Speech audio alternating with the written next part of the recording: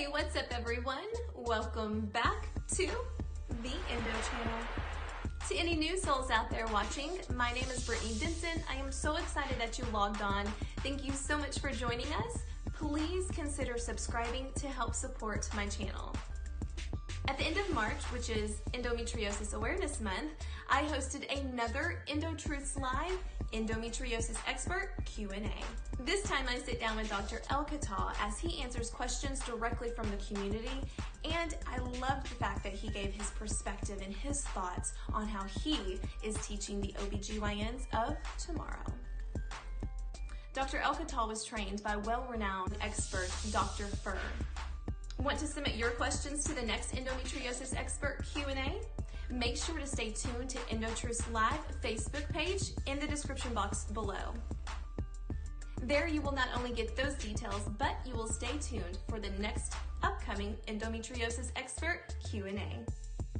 Now, before we dive right on in to this video, I want to give a huge shout out to Joy Roberts, who is the backbone of Endo Truths Live.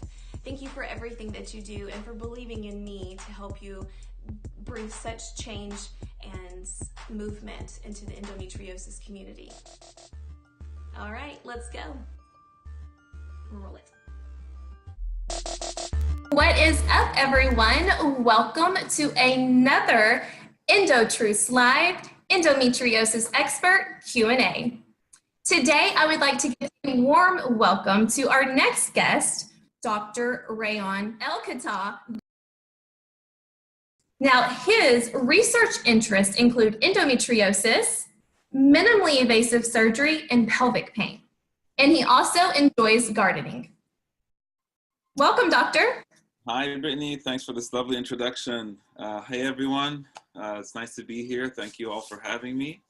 I've been actually looking forward for this session. I've never done this before, so this would be my first ever time giving a live discussion, answering questions, breaking the myths of endo, and sharing my knowledge with you guys, and essentially telling you what we do here at the University of Illinois College of Medicine. That's where I'm at right now.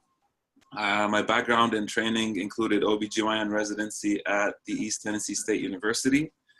And I got very fortunate to match in fellowship training with the University of Tennessee, and that's affiliated with the American Association of GYN Laparoscopy with Dr. Fur and Dr. C.Y. Liu, both of which have essentially taught me everything I know about the surgical aspect of endometriosis.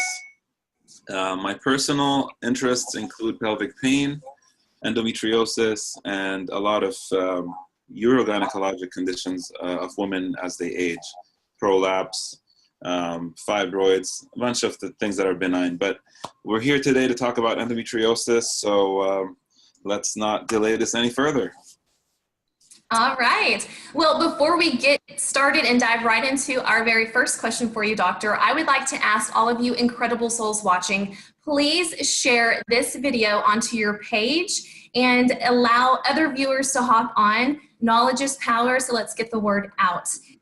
Before we get started, all of my endo girls out there that are doing your thing this month for Endometriosis Awareness Month, I am so excited to see all of your beautiful faces, and you're making us proud. Keep doing your thing. And yeah, let's get started. Okay, so Dr. E, what is your objective in educating future OBGYNs regarding endometriosis and complex pelvic pain issues? That's a great question. So I think everyone in this world should have some kind of a mission statement. I think mine, because I'm passionate about teaching, involves making people aware and enlightening the people in medicine, especially the residents who I train, about the complexity of endometriosis and pelvic pain. Because it's never one thing. It's always many things happening, potentially many things, usually a few contributors to the pain: pelvic floor, bladder, uterus, ovaries, endometriosis, bowels, all sorts of things. So when we hear a patient coming in with chronic pelvic pain, we need to think outside of the box. Think also, what else could it be other than what I think it is? Because you will never understand the things you don't know what to ask for. You won't find out the things you don't ask for in medicine. And so in OBGYN, chronic pelvic pain is one of the most hated topics to teach because it's hard to grasp and it's hard to examine, and people run away from it. They see chronic pelvic pain and they don't want to learn about it. So my goal essentially with what I'm doing here is to teach the young generation of OBGYN trainees to think objectively about pain. Don't be prejudiced against women with pain. Understand that it's complex. Ask all the pertinent questions and then come up with a plan to evaluate them. So hopefully the 4 people that we graduate every year will head out and teach more people, and eventually as this propagates, things will become better. I can tell you for a fact from when I was a resident till today, things have changed a lot. We are going in a good direction, but it's still slow. Well, change, I mean, it doesn't happen overnight. That's so positive to hear though, that change is happening. That's all we can ask for. So thank you. Yeah. That's fantastic. Is there anything you would like to add to that, or would you like to dive right into our first question? I think we'll have enough time to talk about all the things I wanted to discuss. So let's Perfect. go with the questions. Go ahead. Okay, excellent. Well, question number 1 comes from Healy. She asked, why is it not as effective to burn away endo as it is whenever you do excision? It's a good question. So if you look at the studies out there, burning and excising endo gives you pain relief.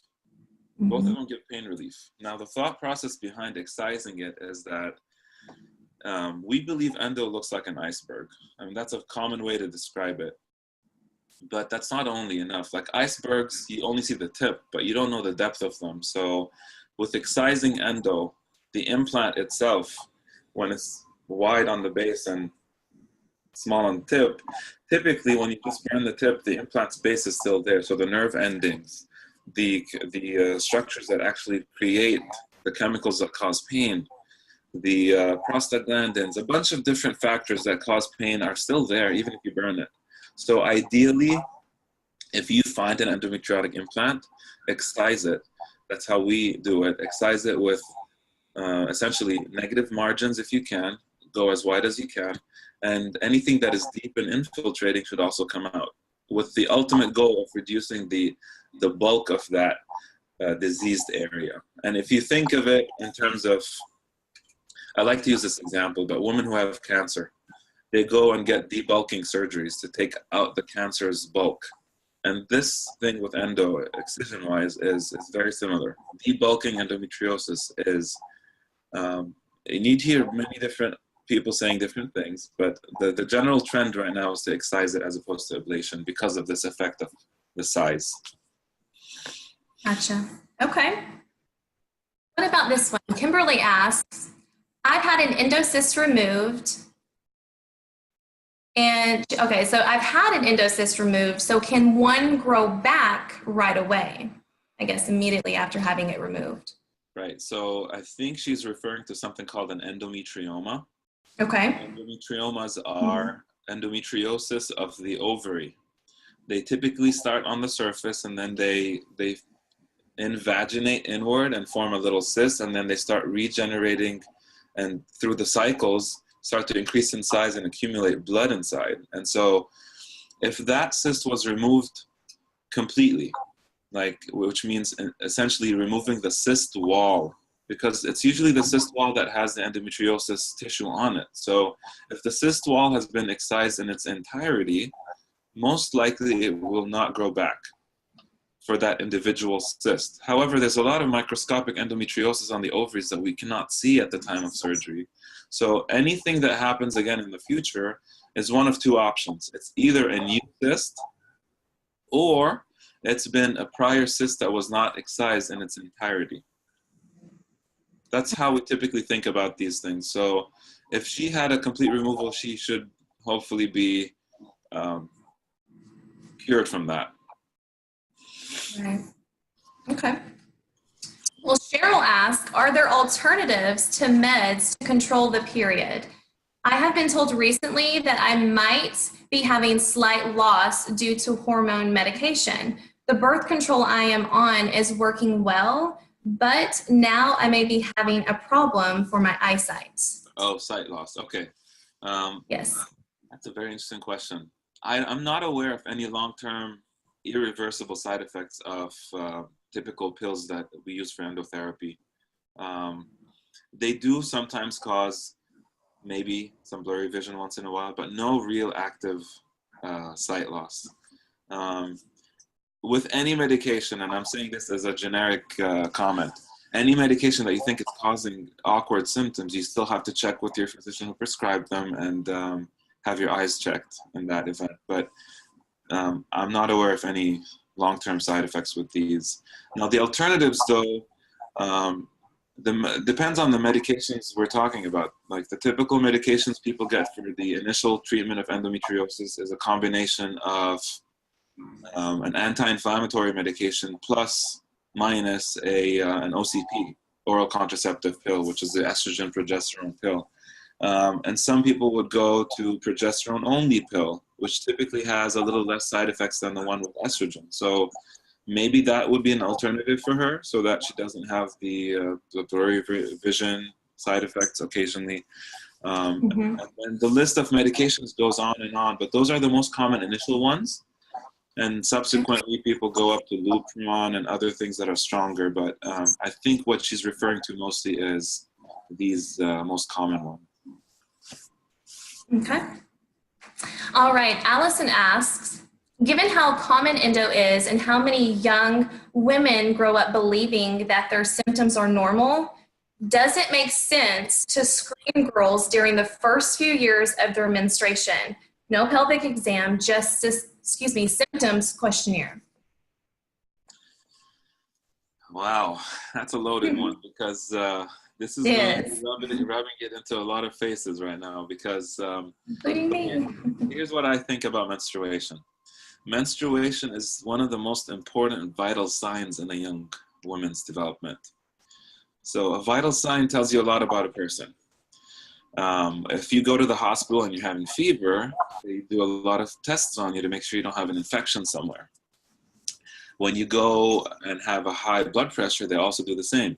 So the American College of OBGYN specifically states that menstrual cycles in young females who are, growing and having their first menses and experiencing all that new development should be considered a vital sign. Now, I'm going to take that title a little further.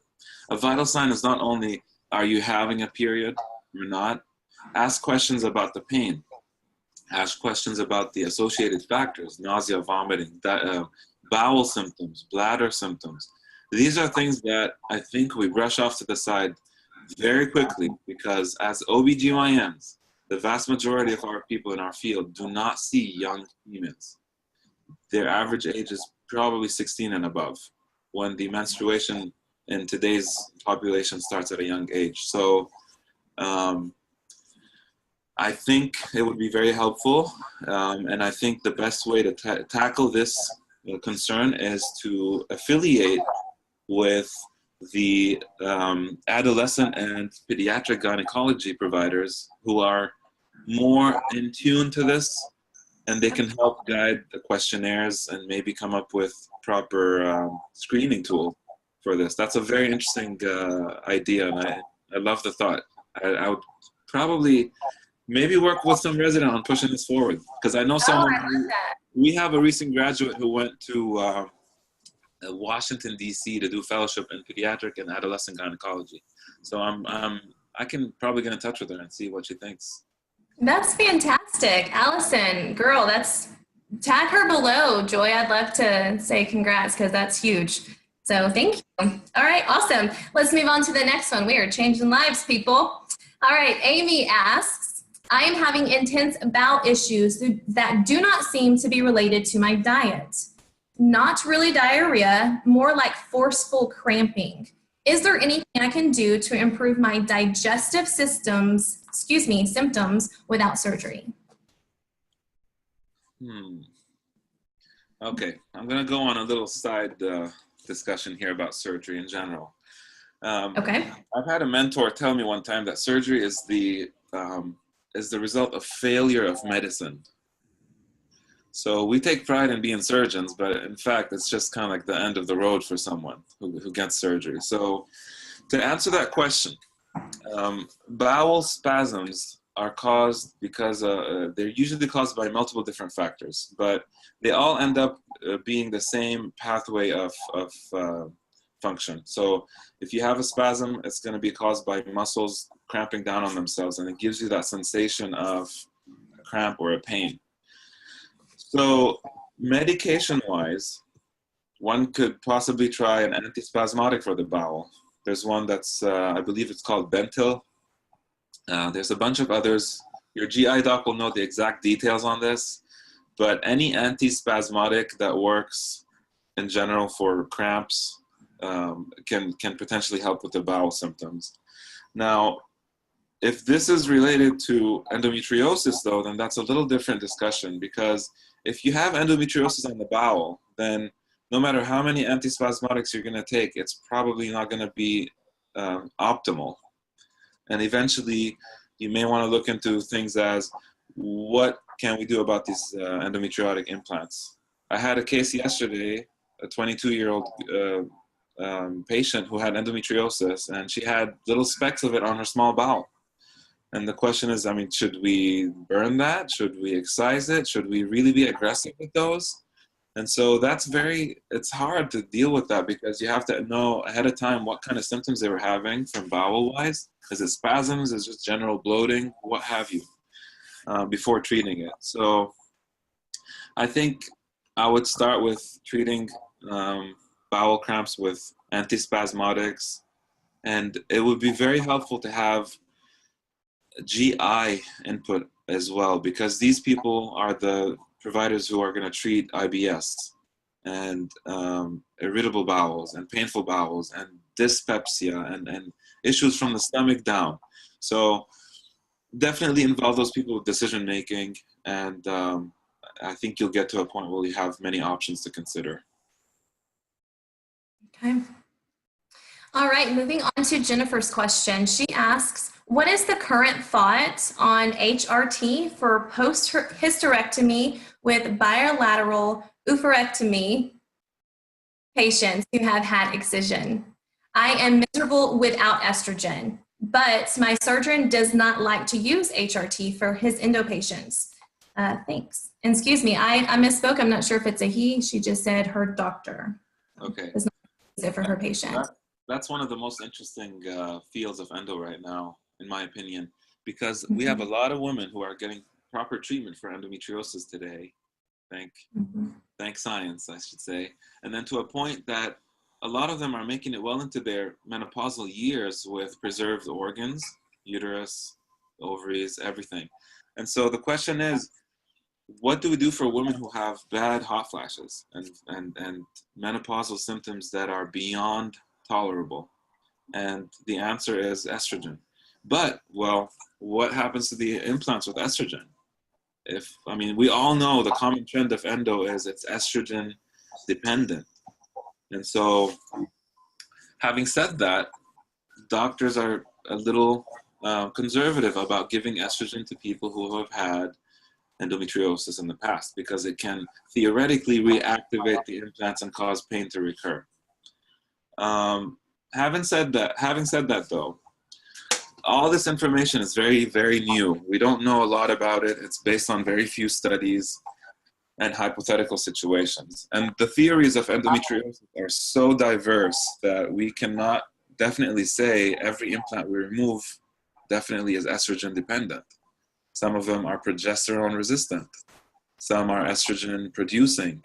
And so being cautious with estrogen at that phase, I think, is not a bad idea, but I'm not a person who supports either practice. I think you should individualize every case of the patient's symptoms and then try something and see if it helps.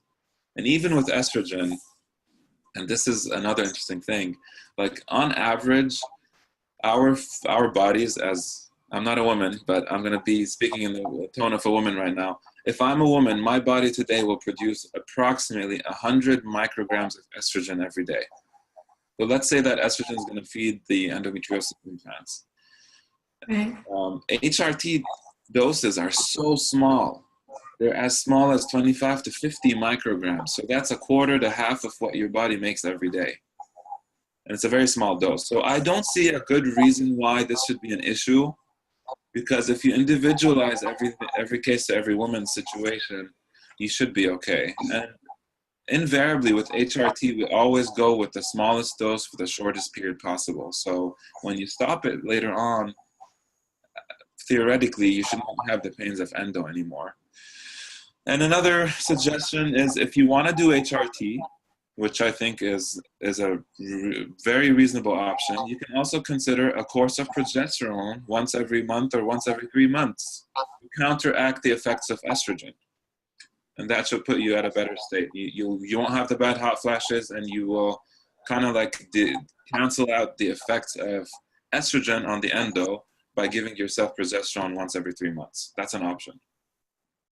Okay, very interesting. Thank you.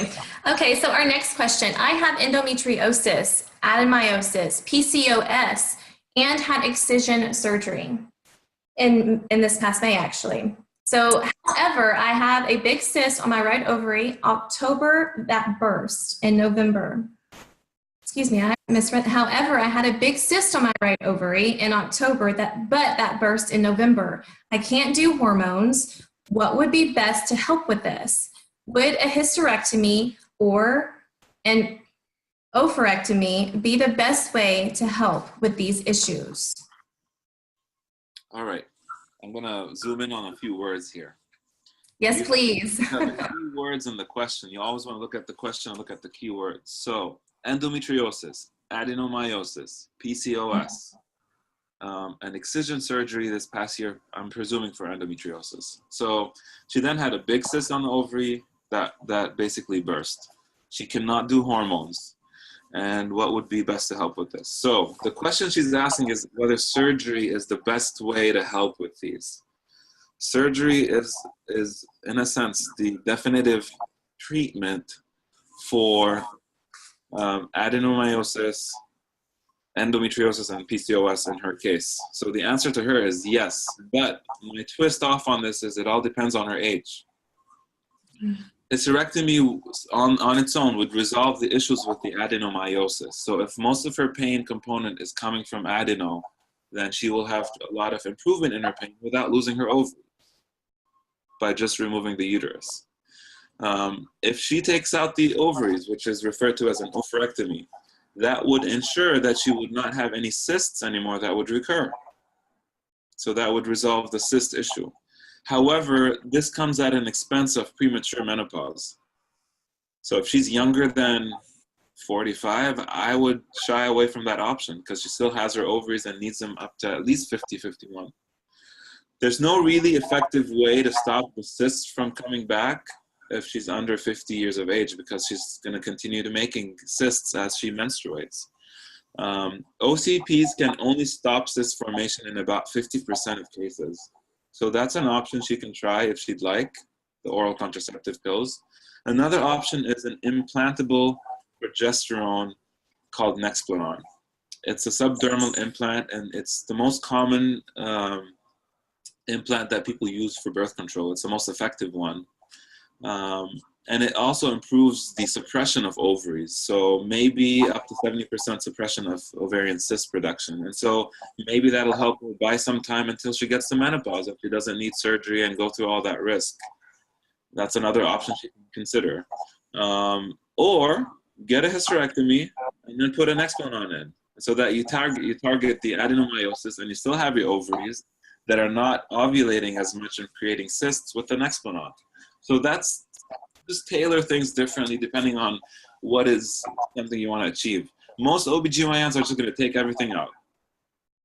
I keep ovaries in women up to the age of 65 if they're not opposed to that. And that's a totally different discussion. But in her case, age is the major factor that determines what I would suggest she does. And last but not least, the side effects of the implant.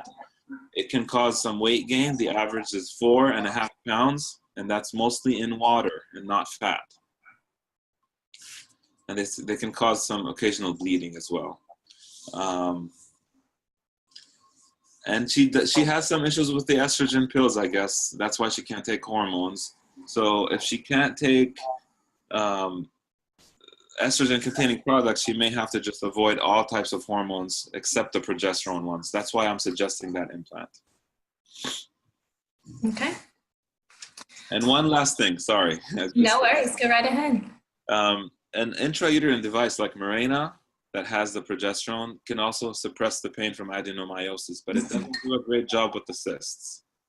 So I think she has to have a one-on-one discussion with her OBGYN and talk about, you know, these different options and see if they're comfortable doing it. Sounds good. Okay. All right, Marcy, she asked, post-excision and total hysterectomy, including ovaries and cervix, was stage 3. I'm now 36. Estriol causes chronic migraines. Any ideas? So I guess that's the only thing she's taking, or what she's taking now, and it's causing her more pain. Any ideas? Right. So when you have migraines with estrogen, it's usually it's one of those main causes of not being able to take estrogen. Any ideas?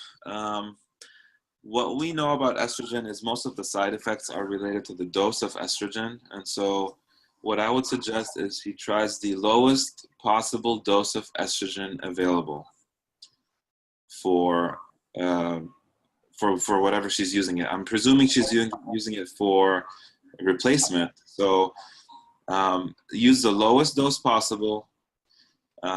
Probably the patches would be the best as opposed to pills because they're a slow release and they're more steady in terms of daytime doses. So as opposed to having a spike of estrogen after the pill, you'll have a plateau with the patch. So it gives you low doses for long periods of time. Once every 3 days, you change the patch. There are creams of estrogen that come like an ointment or a gel you can also use. Alternatively, if she wants to stick with the pill form, she can do it at bedtime. That way she goes to bed. Sometimes it helps in the sense that she sleeps before a migraine can occur. Right. But I think what would be best with her would be a patch form of it. Okay. Yeah. Okay, Rebecca, she asked, I had a complete hysterectomy 10 years ago after 4 endo surgeries, but still have severe right pain in my lower right pelvis. Is this common? Severe pain is not common, no. I guess the question here is what could be causing it. So I think, Rebecca, you should definitely get evaluated for this in a detailed fashion, which means you want to look at other sources of pain. The pelvic floor, the muscles of the pelvic floor are a very well-known cause of pelvic pain. Sometimes people have specific findings on that exam that is only on one side, like right-sided pelvic floor pain that can give you that sensation. Other things that need to be evaluated are your pelvic nerves. There's a bunch of nerves that track in the pelvic area that can be examined on the pelvic exam. Your bladder can cause pain more so in the middle than the right.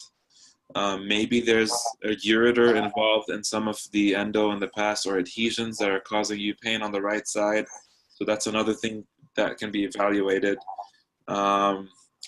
And another question I have for her, and she probably can't answer it now, but most people who have endometriosis eventually end up with an appendectomy as well, taking out the appendix.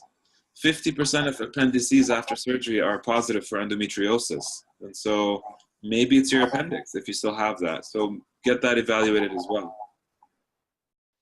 Okay.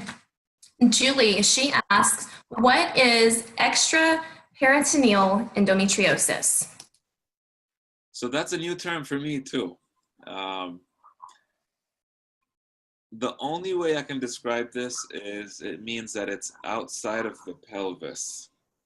So anything extrapelvic, equivalent to being extraperitoneal in a sense that it's not on the peritoneal lining. So the peritoneum with an M is the lining that covers your internal organs and the side walls of your abdominal wall and your pelvic area. So endo is notorious to grow on those surfaces. Now, sometimes it gets outside of those surfaces. If you guys have ever heard of endometriosis of the lungs, endometriosis of the brain, endometriosis of the labia. We had surgery last week on a patient that had endometriosis of her abdominal wall, which is in the muscles of her abdominal wall. It was horrible. I mean, that's by definition extrapelvic and extraperitoneal. It's not on the peritoneal lining anymore. So anything that behaves that aberrantly and outside of the normal is typically considered an advanced stage. So that's a definition of extraperitoneal endometriosis. Okay. Stacy, she asks, why does endometriosis go hand in hand with so many disorders such as IBS, IC, PCOS? Is there a connection? Wow. Whoever made that, like if Stacy can make that connection, she's on the way to becoming a physician. Because the answer is yes, there is a connection. We don't really know the exact details about that from a scientific perspective. We think it's partially something to do with autoimmune disorders where our bodies are hyperactive against normal appearing tissues inside of us. And so in the case of endo, it's our bodies being hyperactive against normal endometrial tissue in abnormal locations. Why does it happen in women and others not? We don't know. But we think it's partially an autoimmune disorder. There are a few studies that also relate it to specific neurologic disorders in the pelvis as well. If you look at the balance of normal and abnormal pathways of pain in the pelvis, why do people have abnormal pathways and others have normal ones? When you give them the same stimulus, some people have pain and some don't. And so this overactivity of nerves or underactivity of nerves can cause these symptoms also as an autoimmune disorder. So what I'm trying to say here is there is a connection between all of them. We don't know the exact detail, but a lot of women with IC have endo. A lot of women with IBS have endo. A lot of women with other autoimmune disorders have endo and IC as well. So there's no clear-cut relation yet that we know, but we know that it's very common. With PCOS, that's a little different. I don't think there's much of a correlation between PCOS specifically and endo or IC or IBS. Okay. Well, Kristen, she asks, excision surgery is the gold standard of treatment for endo. So why do insurance companies deny our appeals for us to see a specialist that has a high success rate with this type of surgery? Insurance companies. The nemesis of GYN doctors. The nemesis of endometriosis doctors. Let's put it that way. So yes, it's the gold standard of treatment, and that's one of the schools of thought. Some people think ablation is, some people think medical treatment is, but surgically, when you're in the patient and looking at it, excision is probably going to give you the best results. So why do insurance companies deny it? I think it's because they're not informed well enough about the impact it has on patients. And this is partly a result of physician being not so involved in the politics in DC. To push that this should not be an issue with insurance companies and to make them aware that an excision of endo now is going to save you as an insurance company the expense of hysterectomy later on or anything subsequent to that. I think the main issue here is that we need to, as physicians, advocate for more education. First of all, for the insurance companies, second of all, to the fellow colleagues in the community in GYN, and also publish results about expense. Publish results about how much do we save the medical system if we do an excision versus the ultimate therapy of endo, which is taking everything out. Yeah. And look at numbers, and that's what they like. They like numbers. So show them numbers that appeal to them, and then we can have a sit down with Kristen and see what to do next. But I think that's the ultimate start point to get this forward. Okay. So Stacy, she asked, are women with endometriosis born with a retroverted uterus, or is it just a common result due to endo and adhesions? That's a great question. So my answer to you, Stacy, retroverted uterus is a descriptive term that tells you where the orientation of the uterus is. So retroverted means it's pointed backward, antiverted is pointing upward. So it's not, women are not born with a retroverted uterus, but it's a normal variant of where the uterus is in the pelvis, but it's more commonly found in women with endometriosis because the most common location of endo is called the posterior cul-de-sac, which is behind the uterus. So if something's happening there that's causing inflammation and adhesions, your uterus is gonna get stuck to it, and eventually on exam it's gonna feel like it's retroverted. So if you have a retroverted uterus, it doesn't mean you have endometriosis, but it's commonly found with it. Gotcha. Okay. Dolly, she asks, I had an excision surgery 2 years ago, just 2 months ago, and I believe this is an older question, so these dates may be off. While having an emergency appendectomy, endometriosis was seen everywhere in my abdomen and pelvis. Why didn't it help any longer than a couple of years? And is there a difference between deep excision and excision? All right. Okay, so Dolly had what I consider the gold standard of treatment. She had an excision while she was having an appendectomy. So she had widespread endometriosis, and now she's coming back in 2 years with pain. There's no real difference between deep excision and excision, because when someone's going to do an excision, if they're knowing what they're doing, they're properly excising the actual implant and any of the fibrotic tissue that comes with it, which is the inflamed tissue around the implant. So there's no really difference between those two terms, I think. But we do know that endometriosis is a very tricky disease. It comes back. You do anything for it, it'll come back. No matter how fast you run, it's faster. So it's going to recur on average in 2 to 5 years in up to 70% of women who get an excision or an ablation. The ultimate goal of treatment is once you excise, that you suppress the production of estrogen so that that interval between your surgery today and the one you will get in the future is more than 2 years, and hopefully extended beyond that. Exactly. Okay. It's a hard disease to treat. I mean, I've seen so much of it. It's hard. You just have to sometimes, as a surgeon, it's hard on the ego. Like, I've excised you 2 years ago. What's happening? You're back with stage 4 endo? It's hard. Yeah, I can't imagine.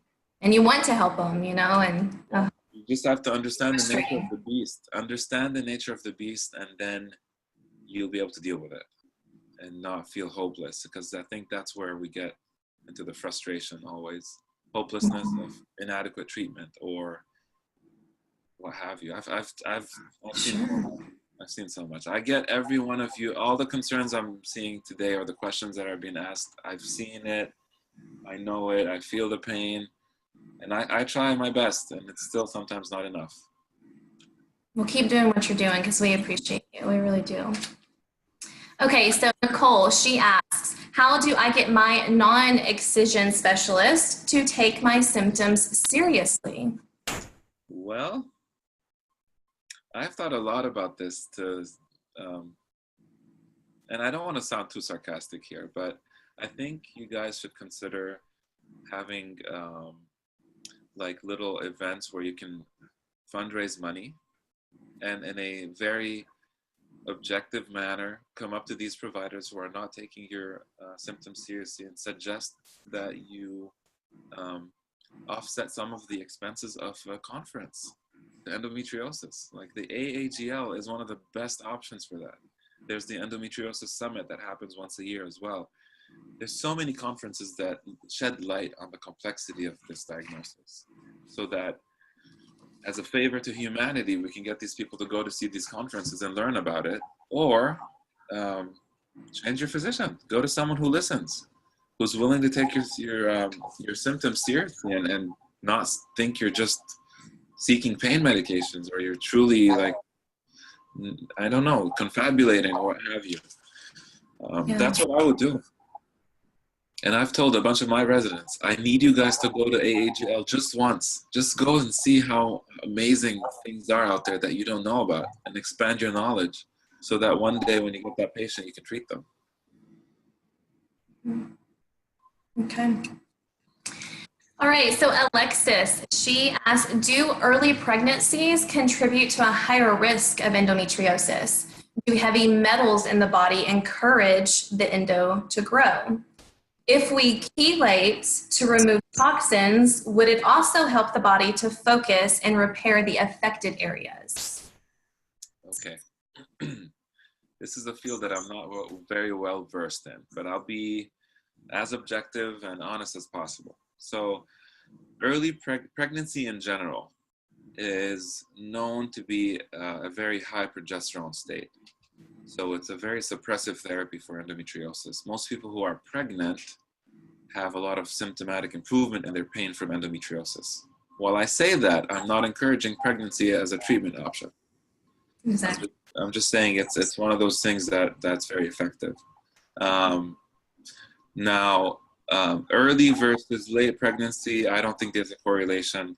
Endometriosis comes from so many different possibilities. It can be retrograde menstruation from your tubes back up into your pelvis. It could be from when you were a fetus, little implants that grow back into endo later on. I don't think pregnancy itself is, whether early or late, makes a difference. Now, regarding metals in the body, if you look at all the science behind metals and what they cause is overactive production of radicals and toxins and the role of antioxidants in human health today, I don't think we're at a point where we can say for sure that they're lifesavers. But I think it's not a bad idea to be on something that's going to help chelate or be an antioxidant on the long run, because we know they reduce the production of toxins. So is that helpful for endo? Stay tuned. I hope science will show us one day. Okay. Ellie, she asked, I know there are different types of pain, neuropathic, somatic. What kind of pain would endo be? And can a nerve block help some or all of endo pain? Okay, that's a very detailed question. Yes. I love these questions. I mean, my students don't even ask me these. That's awesome. So endo pain can reflect both of those.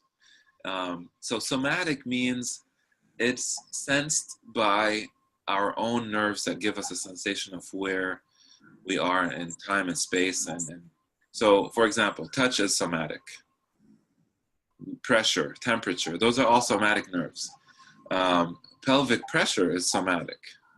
Now, if you keep doing pelvic pressure for long times to the point that it's painful, because your somatic nerves can sense pain, when your somatic nerves become hypersensitive and hypersensitized to a painful stimulus, eventually that nerve will undergo neuropathic changes, which will allow it to start firing pain stimuli to a pressure sensation that's usually not painful. And so while a nerve is somatic, it can become neuropathic, and that's what we think endo does when it's chronic. It starts with somatic from nerve receptors on the linings of your pelvis, and eventually becomes hypersensitized and causes neuropathic pain. And that's the most difficult type of pain to control, because it's a vicious cycle that you would need a lot of things to intervene to break the cycle, and it still is not perfect in pain control. So nerve blocks can occasionally help endo pain. It depends on the location. We do operate on women occasionally doing pudendal nerve block in women who have pain from the pudendal nerve. I have a provider in my office that does trigger point injections for painful spots that are nerve related and neuropathic in nature that sometimes start with endo, but then progress with IC or pelvic floor pain. So the answer to you is yes, it can help some, but you have to be very well evaluated for it, and also the pain has to be very well mapped so that they know what to target. Good point. Okay. All right, Jen, she asks, I would love to understand how it seems, how it seems to disappear for a while and randomly show its ugly face. You go from a pain-free and happy to excruciating, debilitating pain in seconds. I don't understand where it goes or what happens between that time, especially if you have made any lifestyle changes or had any surgeries or even taken new medications. Okay. So the randomness factor is baffling. It is for patients and providers alike. You can have stage 1 endo with no pain, or you can have stage 1 with a lot of pain, and you can have stage 4 where everything's stuck to each other. The ovaries are kissing, the bowels are stuck, and minimal pain.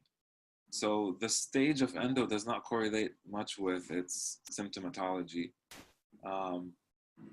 And that's the difficult part, because most of you guys have probably seen an average of 5 physicians before someone told you what's going on. Or even, yeah, maybe it's endo, let's check. And then they go in and they see, oh my goodness, I was not expecting that much. But your pain wasn't too bad, or your pain was horrible and I just saw a little speck of endo. Like, that doesn't mean you're crazy. It just means you have endo. Endo causes pain, whether it's stage 1 or stage 4. I don't look much at staging. Like, they use that by the Association of Reproductive Medicine to stage endo. We like to stage things as doctors. We like to give them severity factors.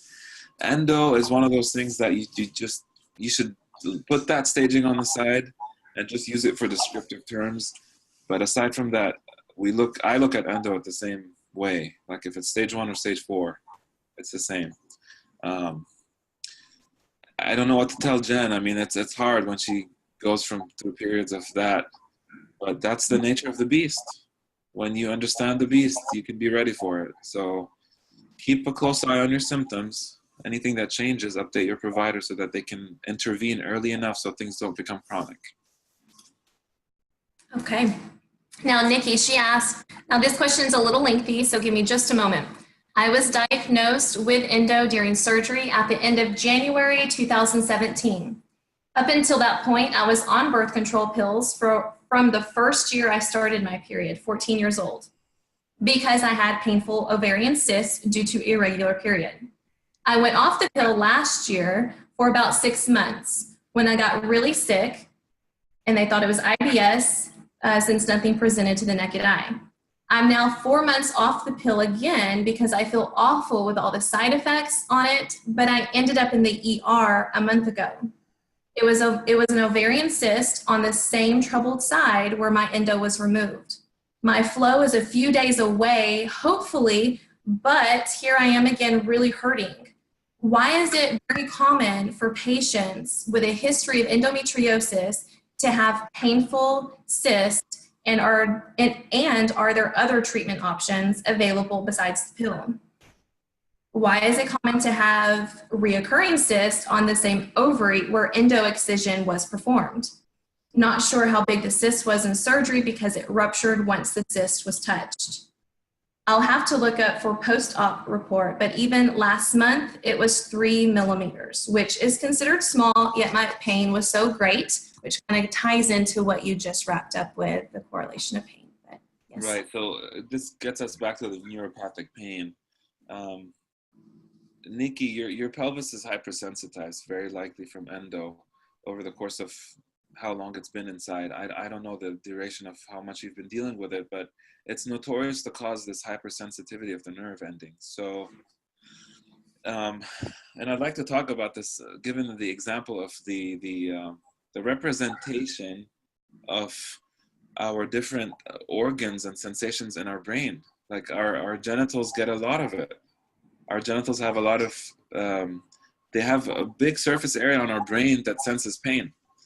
Now, while the ovary doesn't have specific pain receptors itself, the area around it does. And so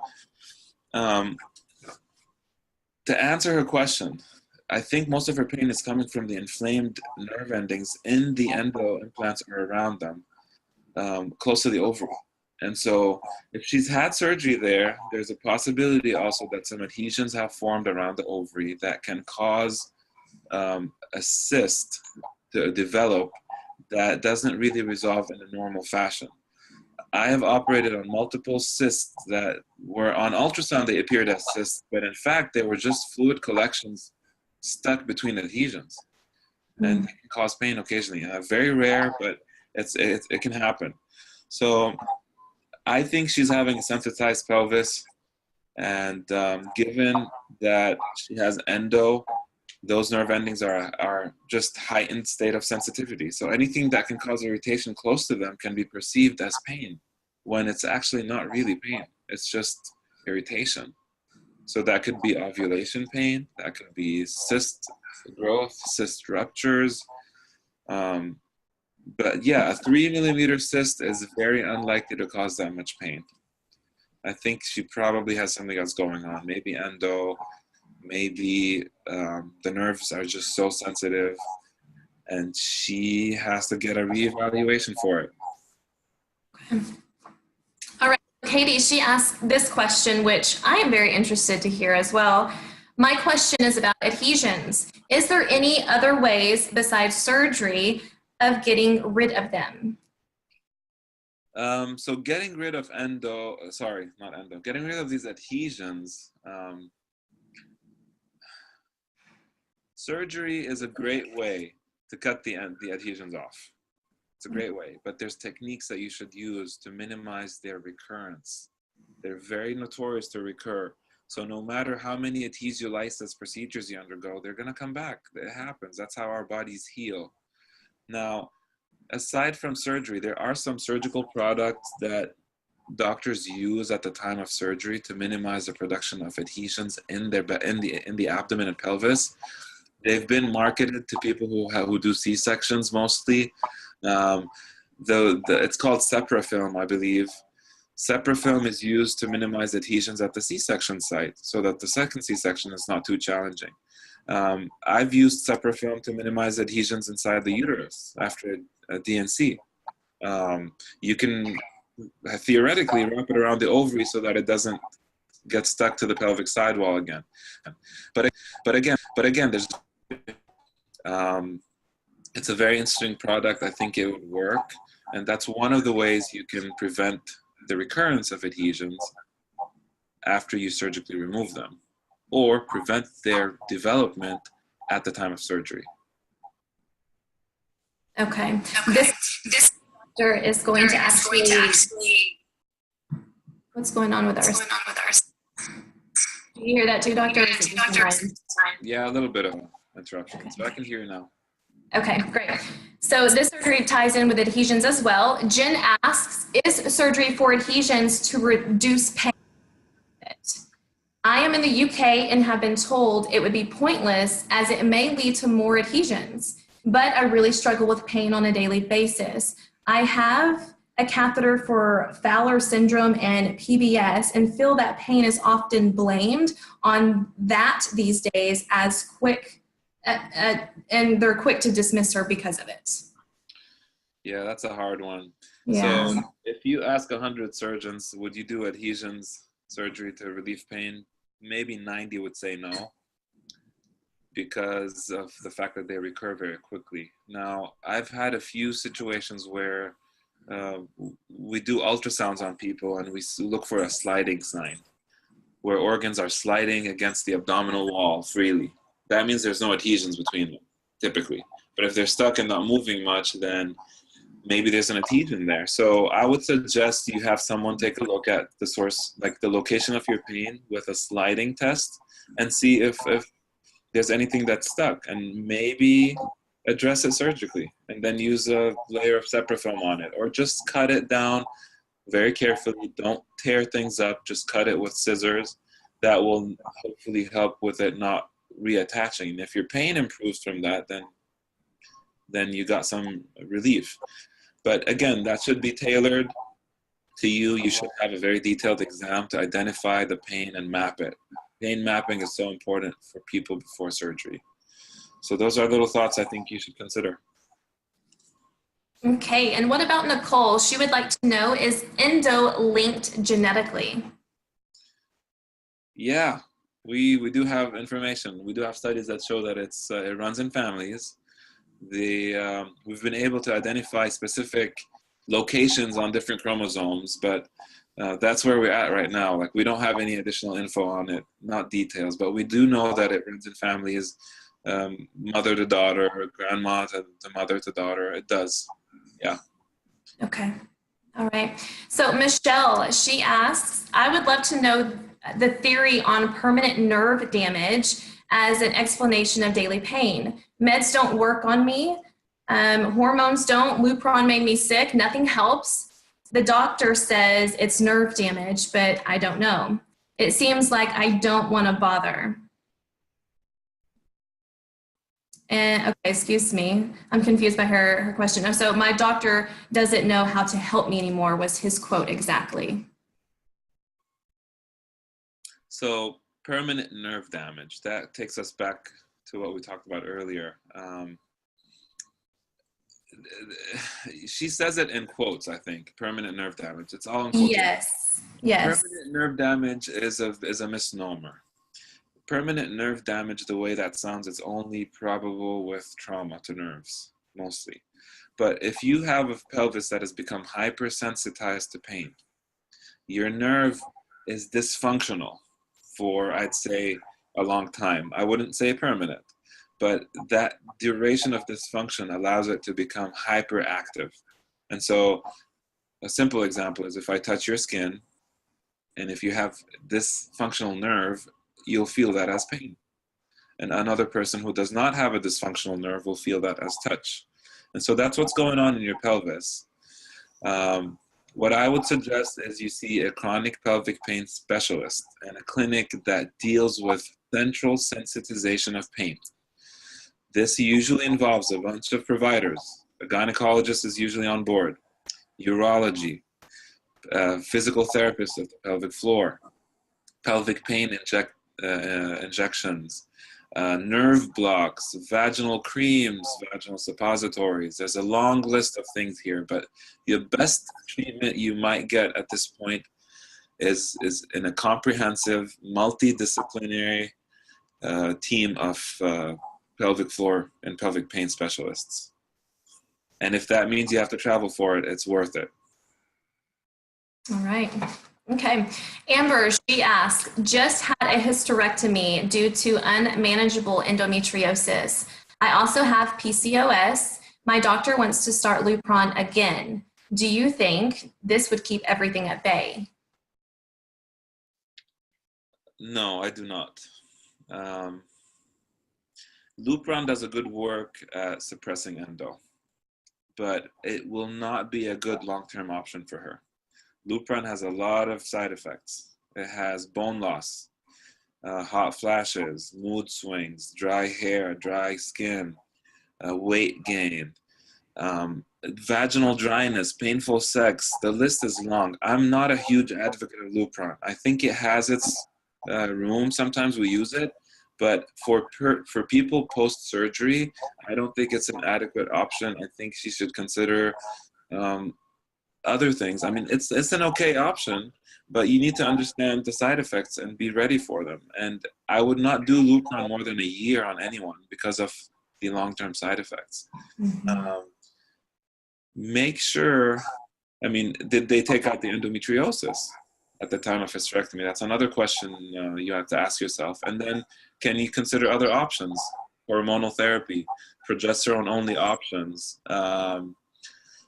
or just wait and watch. I mean, Lupron is not a benign medication. I use it sometimes, but there are very selective criteria for it, I think, and we should not be using it left and right just because it's been marketed to us by the rep, because they throw it on us all the time.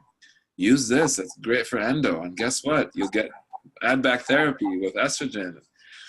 Be very careful with Lupron. I'm not against it, but make sure you're well informed before you start it. Well said. Okay. Misha, she asks, I don't tolerate medication well. My doctor says he doesn't know how to help me anymore. He also believes my pain is permanent nerve damage. Any thoughts? This is very similar.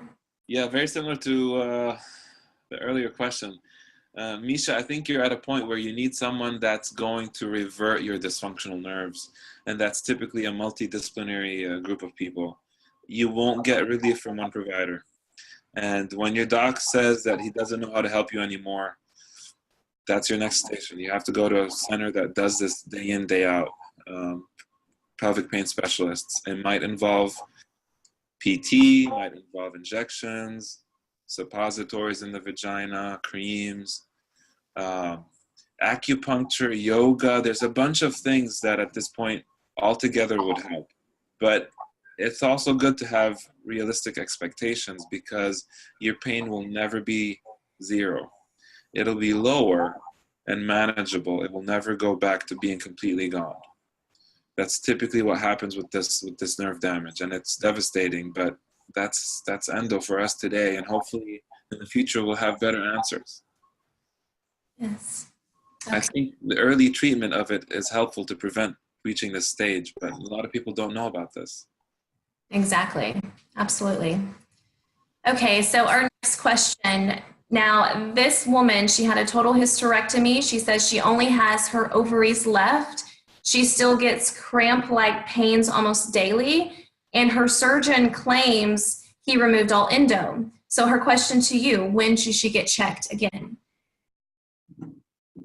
Like a post-op visit or just in general?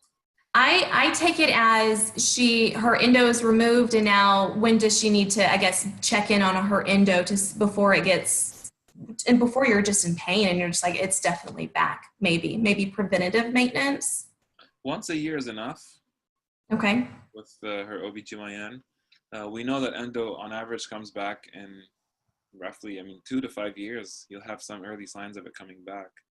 But if she wants prolonged suppression, she needs to consider medication to suppress endo. And so that will increase that pain-free time and symptom-free time. But there's no like guideline in terms of when to come back. I usually have patients come back a month after surgery to assess how they're doing and talk about a long-term plan. And be on the same page with them. And I tell them, come back whenever you need to come back, but at least once a year. So I guess maybe a follow-up question to her would be, maybe has she had a post-op visit? Because that's concerning if she has not, but right. Yeah, you can get with her on that. Okay, so Kate, she asked, what do you believe is the best way to educate and work with local OBGYN? So this is a great question for you. Who spout so many myths about endo that your files/records right in front of them disproves, and when all they want to do with you is start Lupron. If they're only throwing Lupron as an option, it means they don't know what they're doing. I'm going to be very straightforward with this. Lupron works, and sometimes it's diagnostic even of endo, but we don't need to be putting women on Lupron left and right just because it's very effective. Effective is one thing and side effects is another. You always have to outweigh those two things. What are we giving you? Yeah, you're not in pain, but guess what? You can't have sex because it's painful and your bones are weaker. And then, it's a trade-off. It's a real trade-off. So the best way to educate these people is to show them science. Take them to conferences. Let them hear the people who do this all the time. Let them be humble about referring patients. And don't take it serious that if you refer a patient, you've lost that battle. It's okay. It's not about you anyway. It's about the patient. And so humility, that's something that we don't do a good job at teaching in med school and in residencies. And I'm making that clear to the residents. Like if I see a patient who needs PT, refer her to PT. We're not taking out anything before she gets PT on board. And then get her back. And half of those patients come back feeling better. Be humble. I think we need to teach humility to physicians and have them put their egos on the door. Very well said. Okay. Alicia, she would like to know, why would I have deep invasive lesions that tested negative for endo? It's crazy, and I didn't get any answers and have no ovaries. And the lesions, they still grow? Uh, I've asked myself that question many times. I've taken out deep endo that I thought was endo, and the pathologist couldn't see any glands or couldn't see any signs of true endo, but it looked abnormal, and the patient did fine afterward. They did better with the excision. So not all removed implants are true endometriotic lesions, even though they may be touted as ones. So if you're getting relief post-excision, then the lesion itself, even if it's not true endo, may have been causing you the pain. You may also want to consider other sources of the pain, such as pelvic floor muscles, bladder, bowels, stuff like that. Now, another thing I also want to enlighten you guys about is when your tissue goes to the pathologist, they don't look at every single tiny speck of it. They're going to make little slices of it and send off the most suspicious looking spot. So if the deeply infiltrating endo is that big, like 5 centimeters, and they're only sampling a few spots of it, there's a good chance they might not see anything. And so one thing is, are your doctors suspicious enough to call the pathologist and say, hey, can you run a few more slices on that? Because I'm pretty sure that's endo. I saw it, but you're telling me it's not. And sometimes they call you back and say, yeah, it was endo. So that's one thing I ask pathologists once in a while. But and so would you encourage women to have that open line of communication between themselves and their doctors? I think a lot of women get, they kind of shut down when they after surgery, and they don't, or maybe just don't know the right questions to ask. I know I'm still learning those, it's a great one to follow up with. Did you test all of the things that you pulled out, and what was it, and what hormone receptors? And those are questions I have never received post-surgery. And I'm sure a lot of women can relate to that. So right. Yes. Okay. So relationship with doctors, that's important. Okay. Lori, she asks, I saw on What the Health, one of the doctors said that dioxins in our food and environment cause endo. Can you confirm or deny this? So I'm going to be the devil's advocate here, in a sense that I cannot confirm or deny anything that I've not really looked at into science yet. And so, like, the other question that echoes this is, are hormone pellets helpful for women? And that's a huge discussion I don't want to go in right now, but we don't have science to say yes or no. So to be honest, I can't answer that question and take a side, except say potentially yes, they can. But I can't be like, no, they're safe. And they can, yeah, anything can. And if you look at the diet of endo, it's very complex. Every month there's a publication that says fats are good and trans fats are bad. And I mean, who are you going to trust? We don't have good enough strong data to give you a good recommendation. So as much as I'd like to answer this, I can't. And maybe just for my sake, just what I could suggest for her is to whatever your body responds to. It's a lot of trial and error. What works for your endo truth? What is your diet looking like now? Try, take something out for a while and see if you respond in a positive way, and then and then attack the next one. It's a process, but it's worth it. But okay. Wendy, she asked, should Mirenas be used only on women who have had children? Mine hurt so much having it put in, she nearly passed out.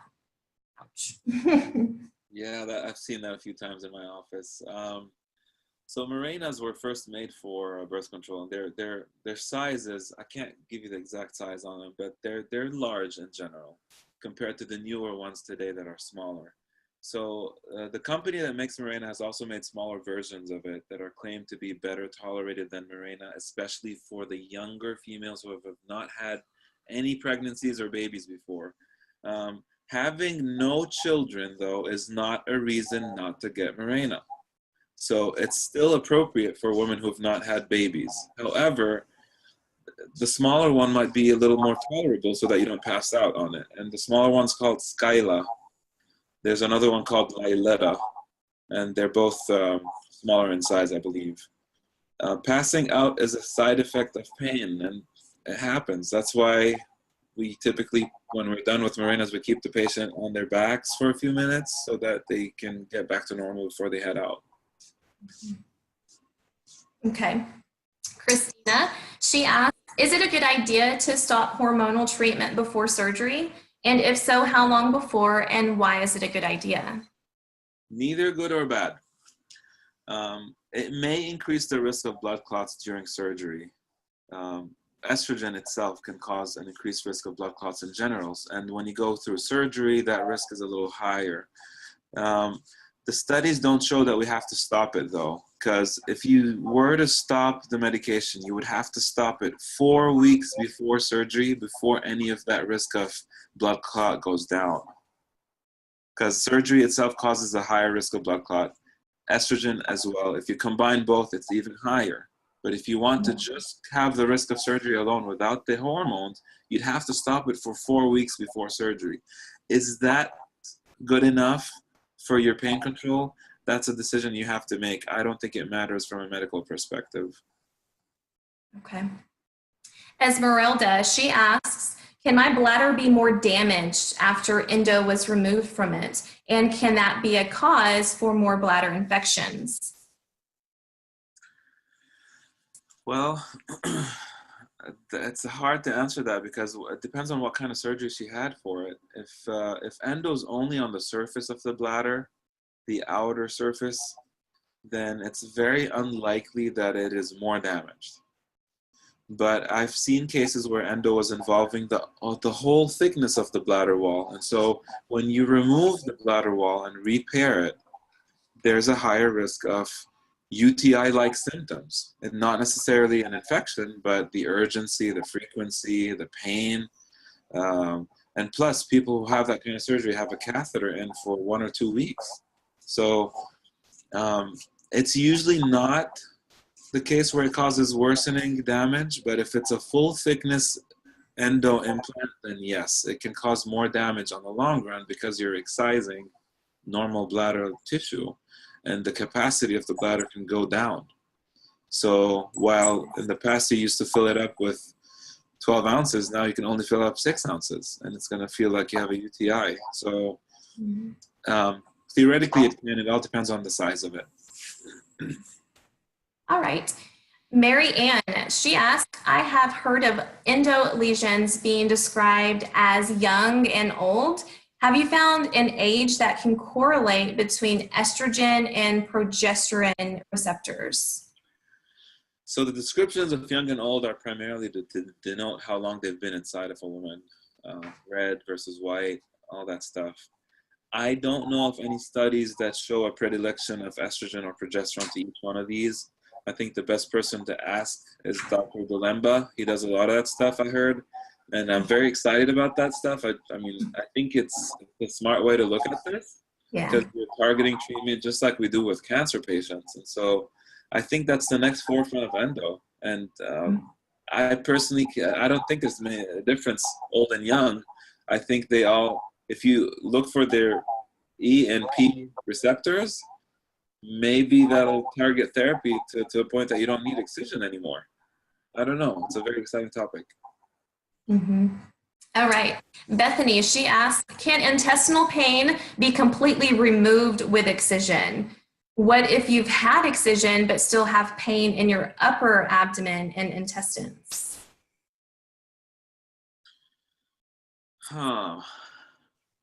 So that's very gray zone again. There's IBS versus endo. So if you look at how long it takes for a woman to get diagnosed for endo, it's typically an average of 7 to 10 years from the first symptom until the proper diagnosis is made, and an average of like 7 or 9 providers. So yeah, so by the time you get to that point, a diagnosis of IBS typically is made just because they can't figure it out. I don't have any studies on this specifically, but I always think that a GI doc should be involved in the evaluation because IBS is common with endo. and it's a separate thing. It's like there's endo on one side and IBS on the side with it as a common finding. So while you get treated for endo, you don't want to get IBS or suboptimally treated, because maybe some of or most of your pain is coming from the bowels and not the endo. So if you still have that pain in the upper abdomen and intestines, your next step is GI. They might do imaging with a gastroscopy. They look in your stomach, they look in the colon. They might do some H. pylori testing if you're having some awkward pains in your stomach. I don't know, but they usually do a full evaluation and they can rule out IBS. Okay.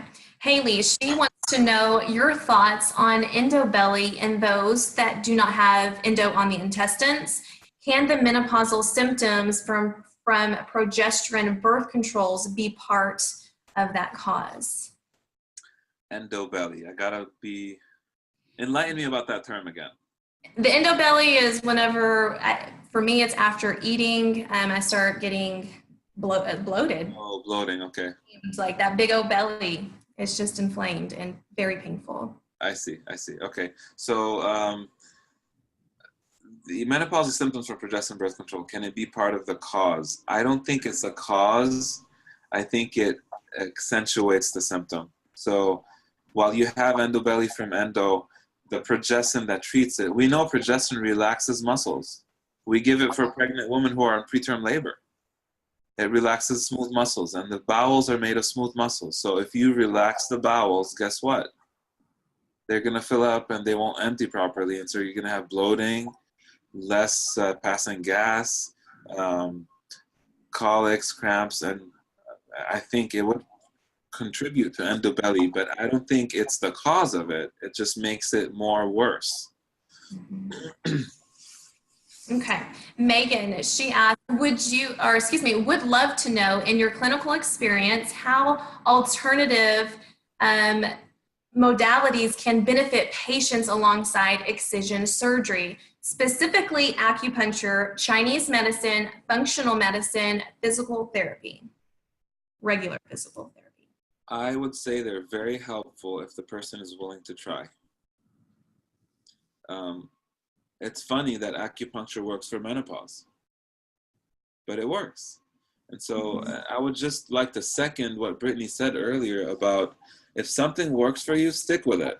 And so at that point, when you're considering alternative modalities, it means that the typical contemporary medicine stuff is not working much. So go for it. And if it works, stick with it. We don't have any proof so far if it's harm. So just be careful, read the instructions. There's a bunch of alternative medications out there that can cause estrogenic effects. So you don't want to go crazy on, like, I think it's ginkgo biloba or something like that that has estrogen-like effects. So just be careful, read about them a little bit, ask the forums and the communities that do it all the time, ask your doctor, and then go for it. And if it works, that's awesome. I agree. I completely agree. And keep us posted. I would love to see that documented, that type of journey. Okay, Alexia, she asks, I am a 20-year-old girl diagnosed with endometriosis since 17. What can you tell me to convince the doctor at the ER that I am not crazy, even if I had a laparoscopic surgery? So I guess she's experiencing gaslighting, if you will. People not believing her symptoms. Yeah. She's so young. Bless her heart. Anyway. Yeah, I mean, it's hard with the ER. Like we get stuff from the ER all the time that they call us and they're like, hey, the patient's XYZ and she's obviously stable, but they just want us to admit the patient. They sometimes don't think critically and they sometimes don't want to look at things objectively. So again, endo's very hard to perceive, and they don't deal with endo. They don't. They deal with the patient who's going to go to the ER to get a pain medication because they think that patient is taking pain meds. I would suggest, if you have a good relationship with your physician, avoid the ER as much as you can, because that physician of yours is the only one who's going to listen to you and really appreciate your symptoms. So that way you save your time and you go straight to the source that's going to listen and take care of you. There's nothing you can tell them that will make them change their perception unless they had endo themselves as patients. And it's not common to find a female ER doc who has endometriosis and is miserable from it. Otherwise, it's hard to explain it to them. And I think they should also go to these conferences and learn about endo and learn about the emergent symptoms it can cause. I agree. Okay.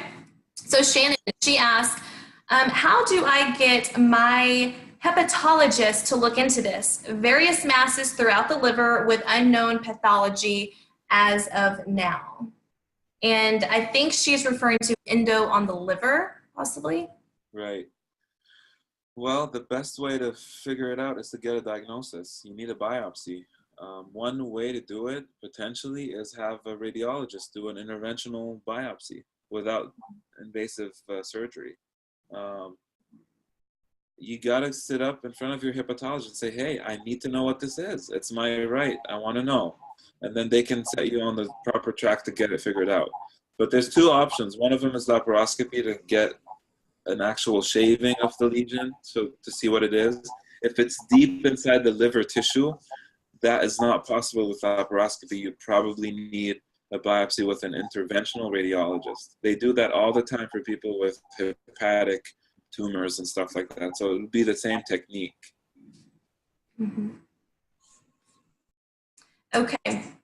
Linda, her question, how do we make Excision more widely available for all women, regardless of socioeconomic status? There are too many women that are unable to see a specialist due to financial concerns, thus limiting their overall vitality, quality of life. I wish medicine was not so tied up with money. That's the broad answer. It's tied up with money. We need to educate the people about this. The physicians need to learn about endo. We need to encourage their attendance to conferences. We need to teach them the techniques, the surgical stuff. That's the only way. And change the laws so that the disparities in women healthcare are not so all over the place. Like African American women and Native American Indian women and all sorts of minorities have less access to all of this. Specialist versus generalist. They have less access. That should not be the case. Another option is to go, like I go to Galesburg, which is a town nearby, and I spend time with other surgeons teaching them different techniques and teaching them how to do things and showing them how they can push their own surgical limits so that they can help the people in their communities. So that's the only way to do it. It has to be out of selfless acts so that education is spread out. And it's hard to get that done today because it's all about the money. I don't get reimbursed when I go teach. Teaching is the least paying profession in medicine. But yet I enjoy it. But I mean, the amount of people who go do that are very super small percentage. Yes. Okay, so our next question is coming from Sylvia. Have any of you seen patients who have had 2 excision surgeries a year apart and both times had severe amounts of endo found and confirmed through pathology? Is it possible that I could possibly need another surgery for the ongoing pain? Yes, it's not uncommon. It's very likely. Ideally, you would need suppression of the ovaries with hormones to minimize that recurrence period. That would be my brief take-home message on this one. Gotcha. All right, Diane, she asked, I'm 44, pain started at 12 years old and had 4 surgeries that have not helped. Had Zoladex too. Now I am perimenopause naturally and I still have pain. I thought it would calm down. What's going on? So it seems that part of her pain is not endo. Or if it is endo, it's probably became so centralized at this point that she needs a multi-provider approach to break that cycle. So this echoes the other ones that we talked about. It's a very hard to treat neuropathic pain, and she needs a full pelvic floor evaluation and a bunch of other providers pitching in. I think she should consider PT initially and pelvic floor trigger points. Maybe that would be the most cost-effective initial step. Gotcha. Okay. Now, Faith, her question, how common is it for a patient to need multiple specialist excision surgeries in your experience? I just had my second excision in 3 years, and endo was excised and confirmed by pathology in the same areas, and was as bad or worse than previous. That's very common. This is it. We see this all the time. You're going to have an average of 5 excisions before you go through menopause, probably, depending on when you were diagnosed. The ultimate goal, though, is to maximize the time between the excisions to get you to the point of menopause, hopefully, and without losing your ovaries and uterus and all of that. So it's going to recur. You want to be with someone who specializes in excisions because they're going to give you the best debulking of that tissue in a sense. But don't forget the post-excision treatment. That's as important, if not more important, than the excision itself. Endo is very tricky. Like when we see endo, it's because it's reached the point where we can actually visualize. There's a study that shows that 25% of women who had no visible endo, but pelvic pain from endo, presumed, they did random blind biopsies of the linings on the inside. 25% of these women had endo on the biopsies that were not visible. So no matter, even if you get it all out, it has a tendency to regrow. We're not at a point yet to excise everything that looks normal and abnormal just to prevent recurrences. So I think the most effective way to prevent reoperation is excise properly and then suppress for a long time afterwards. Gotcha. All right, so Lori, her question to you, what impact do hormones in our food have on our disease? Her examples were meat, dairy, eggs. We kind of touched based on endo diet earlier.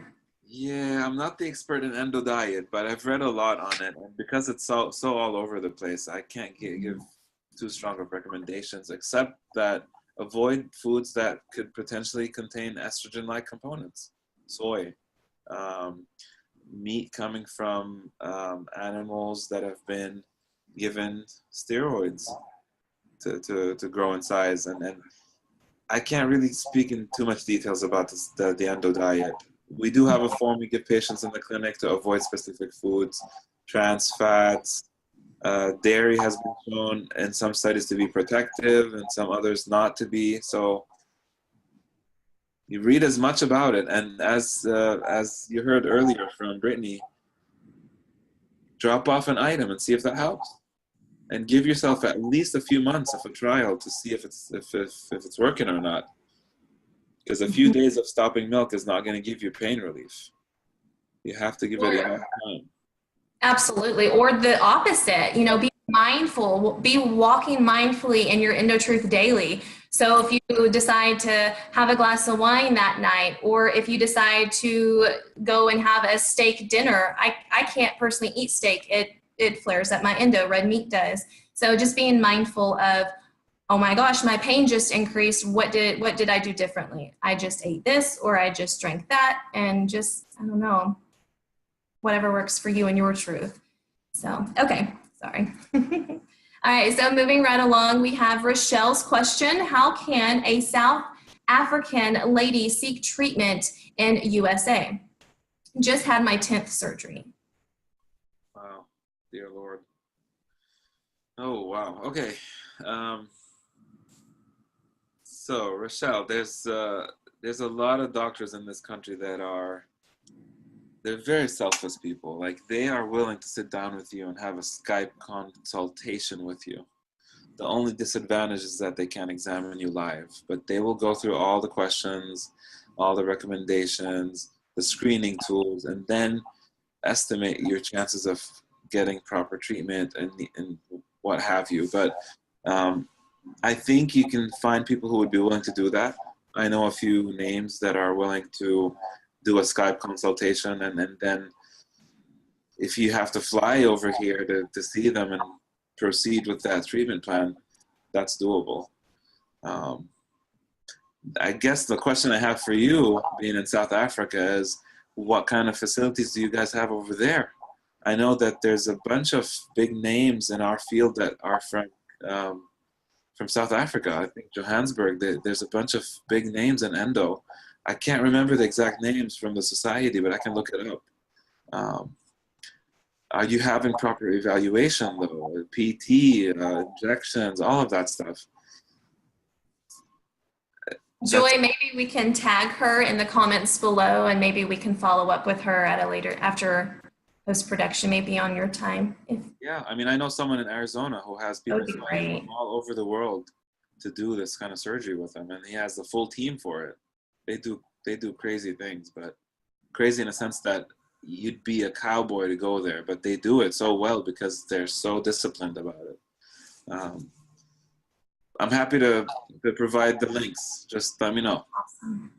Very cool. Okay, so Michelle's question, I would like to have one more child. I have stage 4 endometriosis, just diagnosed last year after years of chronic stomach pain, and they finally diagnosed me when they did my first laparoscopy a year ago. My question is, are you more fertile after a surgery, a laparoscopic surgery? The answer is yes. It doesn't increase fertility rates specifically, it increases the chances of pregnancy, which means you're more likely to get pregnant after endo surgery if you were having difficulty before it. Now, it seems that Michelle has had children in the past because she's wanted to have one more. And so if she's been having no issues getting pregnant before endo diagnosis, probably that means that endo has not completely affected her tubes yet to make her infertile. But we do know that after laparoscopy, the chances of fertility and pregnancy go up, especially in the first 3 to 6 month window after surgery. Very good. Okay, so Natalie, she asked, can endometriosis cause chest pains? That's a very broad question, but if I want to be, yes. The answer is yes. The endo can be found in and around the lungs. It's rare, but it's been shown in studies. I've seen a bunch of surgical excisions of endo on the diaphragm that can be referred to the chest, endo on the lungs. The typical presentation is coughing up blood once a month with your period.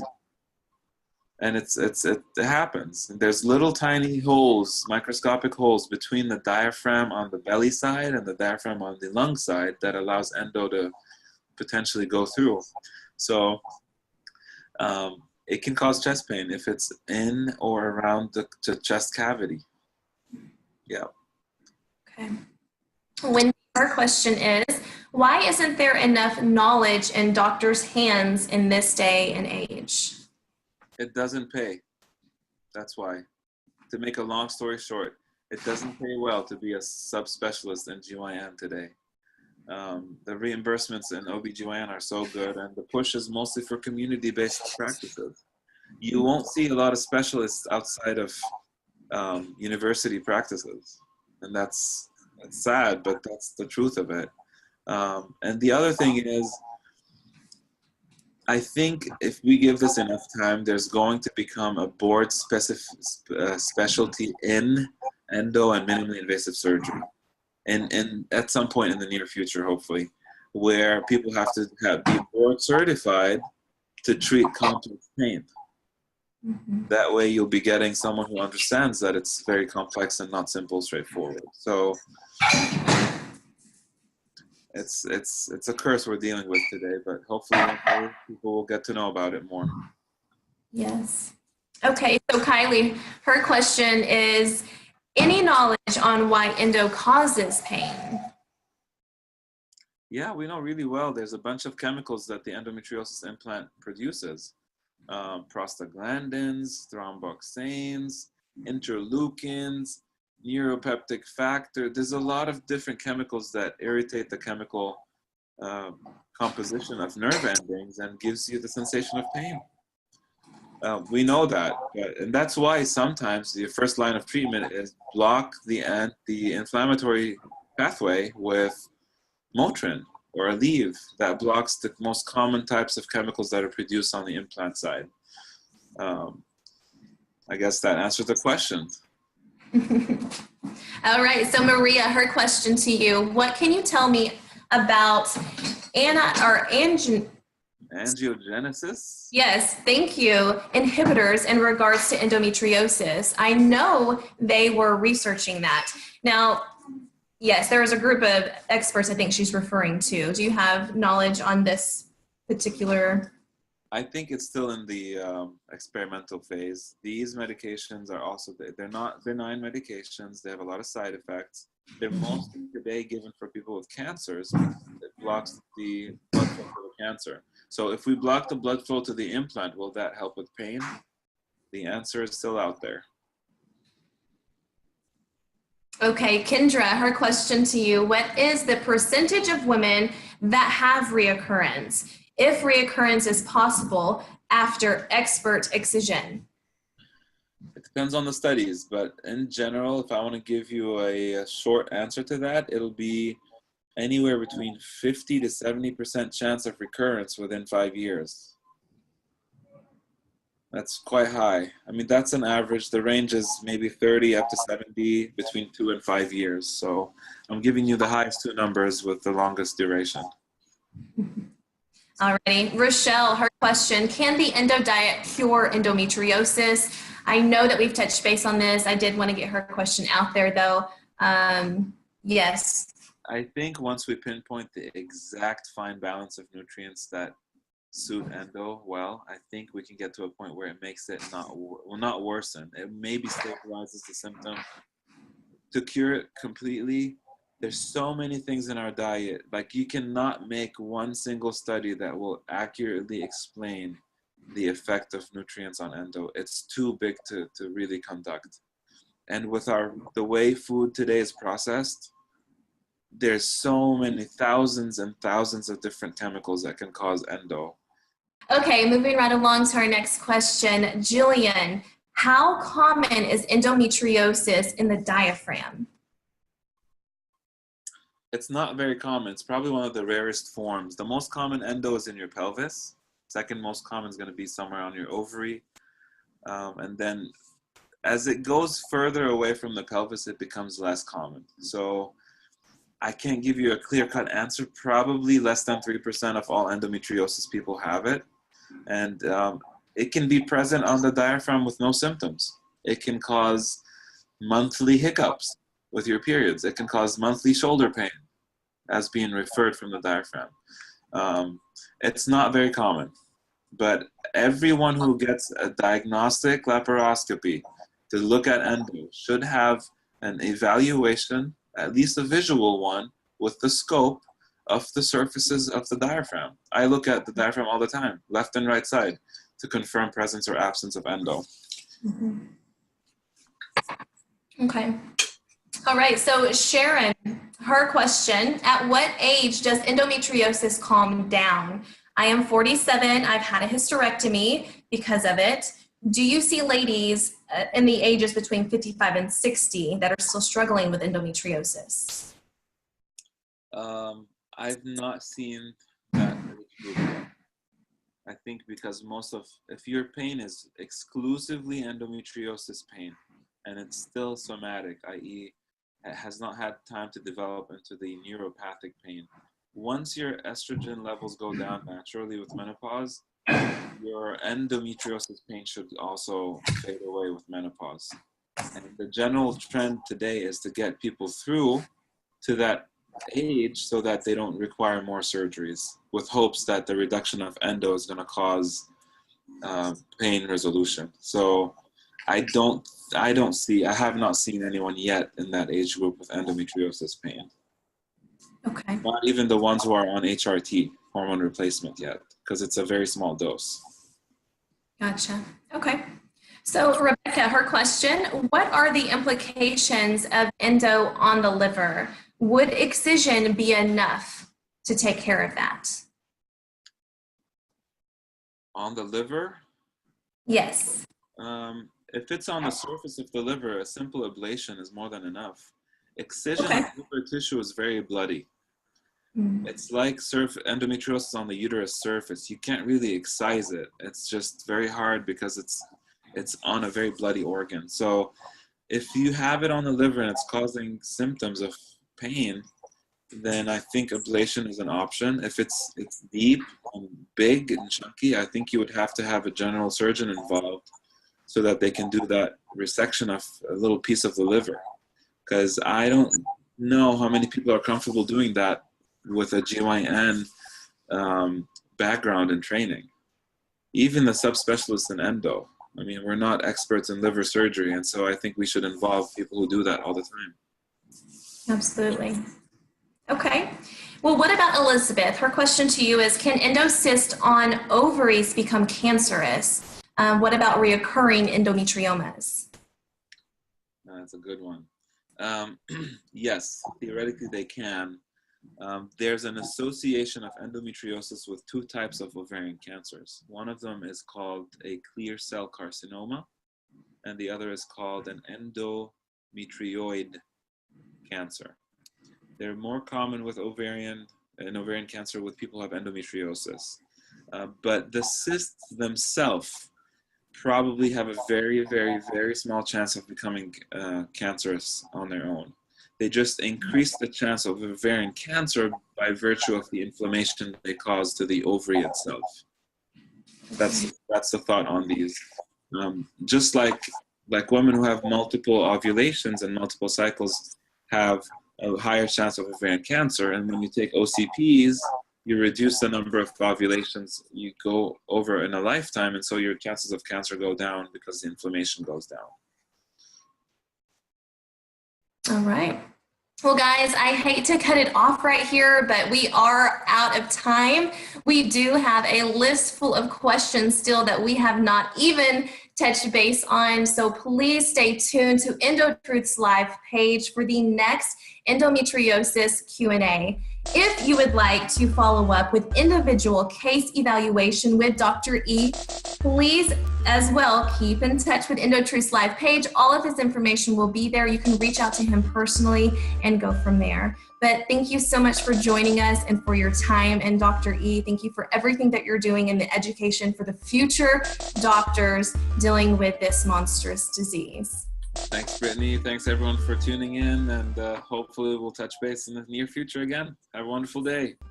Thanks, you too. Bye, everyone. See you guys.